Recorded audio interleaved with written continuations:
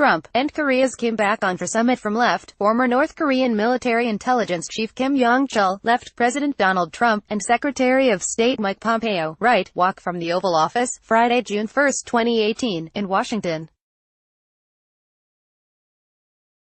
AP photo, Andrew Harnick, Washington, AP. After a week of hard-nosed negotiation, diplomatic gamesmanship and no shortage of theatrics, President Donald Trump has announced that the historic nuclear weapons summit he had cancelled with North Korea's Kim Jong-un is back on.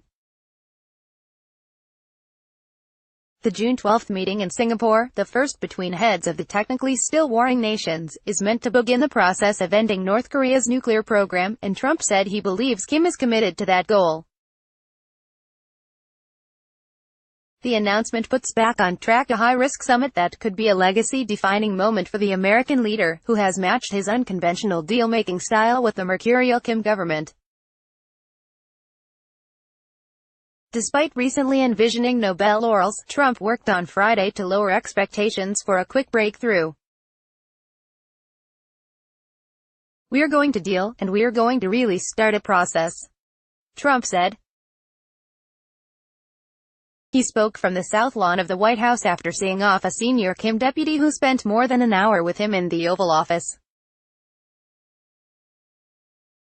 Much had been made of a letter his visitor was bringing from the North Korean leader, but Trump's comments left it unclear when he had even managed to take a look at it. The president said it was likely that more than a single meeting would be necessary to bring about his goal of denuclearizing the Korean peninsula. He said, "I think you're going to have a very positive result in the end, not from one meeting."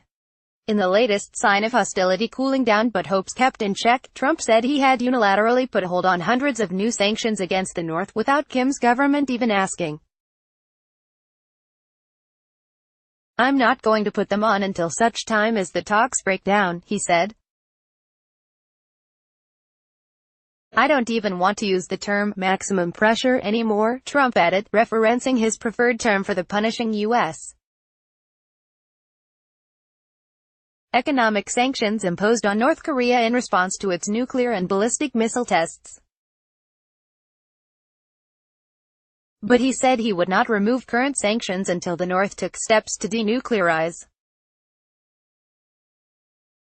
Trump warmly greeted Kim Yong-chul, the vice chairman of the North Korean ruling party's Central Committee, in the Oval Office, where a brief encounter meant for the hand delivery of a personal letter from Kim Jong-un became a longer discussion of areas of disagreement between the two countries. After the meeting, Trump posed for photos with Kim Yong-chul outside the Oval Office, and they talked amiably at Kim's black SUV before he was driven away.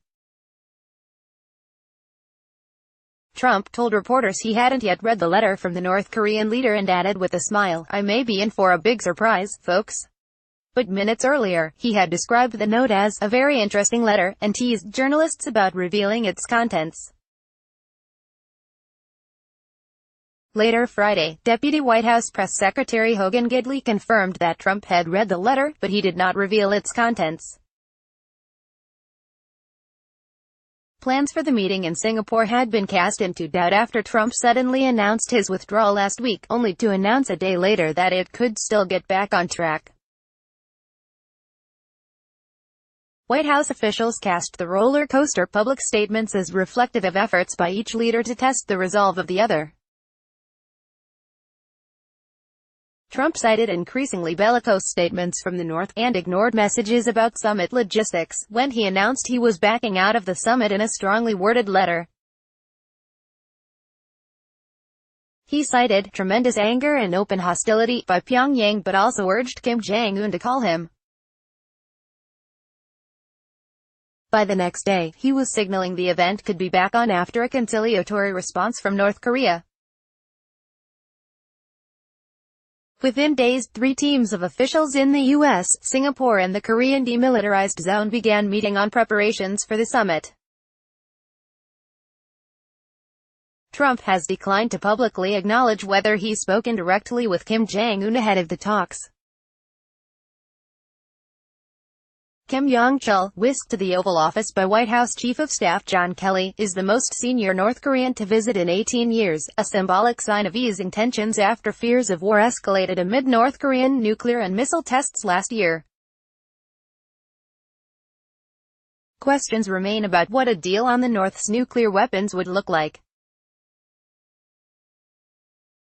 Trump said Friday he believed Kim Jong-un would agree to denuclearization, but the two countries have offered differing visions of what that entails. Despite Kim's apparent eagerness for a summit with Trump, there are many doubts that he would fully relinquish his nuclear arsenal, which he may see as his guarantee of survival. U.S. defense and intelligence officials have repeatedly assessed the North to be on the threshold the capability to strike anywhere in the continental U.S. with a nuclear-tipped missile, a capacity that Trump and other U.S. officials have said they would not tolerate. Defense ministers from Japan and South Korea offered very different views of the North Korean leader at an international security conference in Singapore. Japan's defense chief urged caution in dealing with North Korea, while his South Korean counterpart said there was no reason to question the North Korean leader's sincerity. Trump has promised that he will provide protections for Kim and his government in return for giving up the nuclear program. He also indicated that South Korea, China, and Japan would be prepared to invest in the North to boost its besieged economy. Kim Yong-chul left his hotel in New York City early Friday for the trip to Washington in a convoy of SUVs. Secretary of State Mike Pompeo, the former CIA chief who has traveled to North Korea and met with Kim Jong-un twice in the past 2 months, said he believed the country's leaders are contemplating a path forward where they can make a strategic shift, one that their country has not been prepared to make before. Kim Yong-chul was allowed into the United States despite being on a U.S. sanctions list, and granted special permission to travel outside the New York area to meet with the president. Associated Press writers Christopher Boudin in Beijing and Matthew Lee in New York contributed. Copyright 2018 The Associated Press. All rights reserved. This material may not be published, broadcast, written or redistributed.